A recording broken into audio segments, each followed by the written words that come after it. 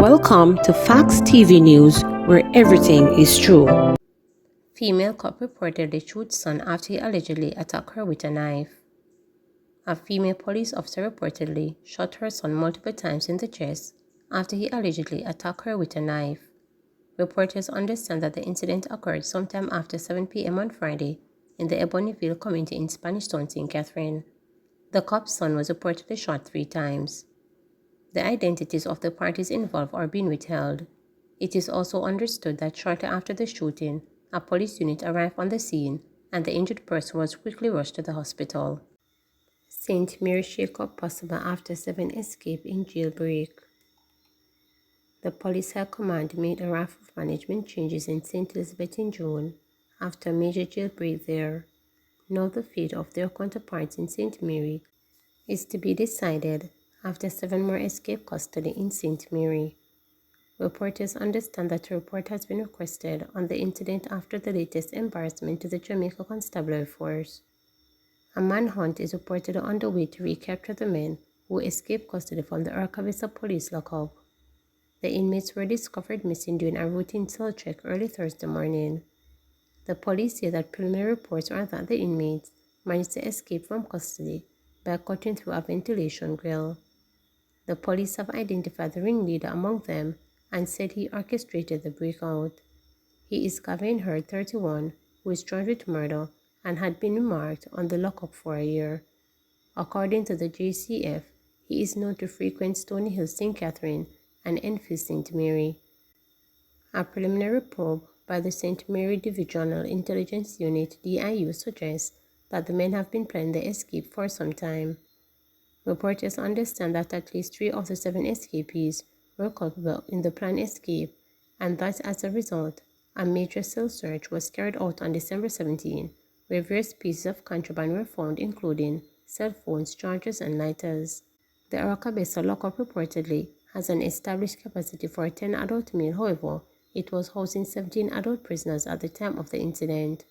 The other escapees were in custody for several crimes, including murder, aggravated robbery, and rape. The Corporate Communications Unit of the JCF released the images of 6 of the escapees. They are 24-year-old Trey Walker of Claremont, St. Anne, charged with rape, 25-year-old Jamal Fernan of Baskerville, St. Mary, charged with robbery, 22-year-old Philip Williams of Belfield, St. Mary, charged with shooting with intent, 22-year-old Linton Bill of Jacks River, St. Mary, charged with shooting, 26-year-old LaShawn Davidson from Jacks River, St. Mary, charged with shooting, 21-year-old Lalonda Atkinson of Pimento Walk, St. Anne, and Baskerville, St. Mary, charged with robbery. A relative of one of the escapees contacted reporters after seeing his picture in the media. "I want to tell him to turn himself in. I know he is a great thinker and he is a family, but for his safety and the others, I would encourage them to turn themselves in," stated the cousin who asked not to be named. He was mindful, however, that the men wanted to spend Christmas away from the overcrowded lockup. At Christmas time, and every prisoner or inmate have family, them want put them family at risk because the police can start visit them in all manner way. "Just think and turn on yourself in," the relative told reporters, with the hope that one of the escapees sees his plea. The police are asking anyone with information that could assist in locating the escapees to contact the Arcabesa police at 876-726-0698, Crime Stop at 311, the JCF tip line at 811, or the nearest police station. Tougher penalties for individuals convicted of domestic violence. Individuals convicted of domestic violence will soon find themselves facing tougher penalties. Leader of Government Business in the Senate, Kamina Johnson-Smith, brought the Domestic Violence Amendment Act through all its stages in the Upper House on Thursday. The legislation has been amended to provide for increased penalties for breaches of the protection order. This will see the fine move from a maximum of $10,000 to $1 million and a sentence of up to 1 year in prison. A protection order prohibits someone who is abusive either verbally, emotionally, or physically from entering or remaining in a particular residence, place of work, place of education, or any particular place that could affect a prescribed person. The amendments also expand the categories of persons who can make an application for a protection order. Outside of the enhanced legislation, Senator Johnson-Smith says the government is pursuing other measures to deal with the domestic violence. As set out in the last Women's Health Survey, Mr. President, I believe it was conducted in 2016. It reported that 4 in 10 women, Mr. President, experience some form of intimate partner violence. And I know we have more statistics that support type of violence and its extent across the island. We see reported in the headlines the ultimate result of what first often manifests itself as intimate partner violence. And that is, of course, some of the most barbaric murders of women and children by their intimate partners, in many cases, their spouses.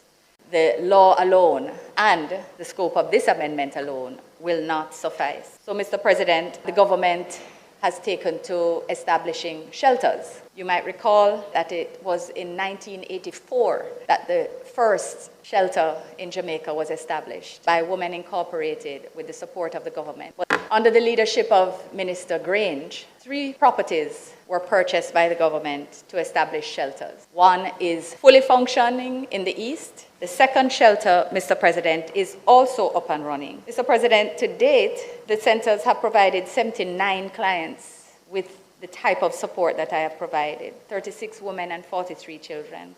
And the age range has spanned from 18 to 57 years. Do not make prank calls to emergency numbers, JCF warns. The Jamaica Constabulary Force is again appealing to Jamaicans to desist from making prank calls to emergency numbers, especially around the festive season. Head of the JCF Corporate Communications Unit, Senior Superintendent of Police, SSP, Stephanie Lindsay, told a recent GIS think tank that prank calls will prevent individuals in need of assistance for connecting. 119 is an emergency line, so when you call 119, you are expecting to get through immediately.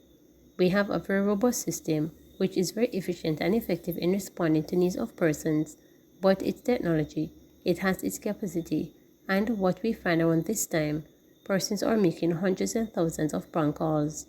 What those prank calls are doing, they are preventing you from getting assistance, SSP Lindsay said. She explained that when individuals call the country's emergency line, the phone will ring even when at maximum capacity, and urged parents to discuss the serious repercussions of making prank calls to 911 with their children. So if I can hold, for example, 100 calls at a time, if you have 50 prank calls and 50 emergencies, only 50 of those persons are getting assistance, and remember, people are calling 119 for everything. So speak to your children about not playing with 119, and for adults, for not doing it. Those minutes that you're holding up the circuit is the difference between life and death for another family. It's the difference between the police getting to a family in crisis to save lives, she said. Meanwhile, Lindsay further outlined that criminals also use prank calls to their advantage to stretch the resources of the police. They will call and give wrong information to the police that something is happening in a particular place. We see it quite often when we are having ongoing conflict, especially gang conflicts in some areas, and we have a strong police military presence. The criminal network will try to do things to distract the police or to pull resources from one area so as to allow them the opportunity, she stated. Earlier this year, an interministerial body headed by the Ministry of Science, Energy, Telecommunications and Transport began working on measures to address the issue of prank calls to emergency service providers. Health Minister brings Christmas cheer to young patients. Health and Wellness Minister Dr. Christopher Tufton on Thursday brought some Christmas cheer to children on the pediatric ward of Mandeville Regional Hospital, MRH in Manchester. During a visit to the health facility, Dr. Tufton gave high fives and words of encouragement to the children who had happy smiles upon receiving the gift he brought them. It was the second stop of the day for the minister, who also spent quality time with children at the Maypen Hospital in Clarendon. On Wednesday, he visited Spanish Town Hospital Children's Ward in St. Catherine. It's that time of the year again when we visit our hospital and bring a little smile to our children who are in hospital at this time, Dr. Tufton said, noting that while they are being well taken care of by the staff, no one wants to be in the hospital at Christmas time. He said during this visit, he had not only plays the role of Santa and wishes young patients a speedy recovery, but also uses the opportunity to thank all the doctors, nurses, and staff for the excellent work they are doing. Please remember, to subscribe, like, share, and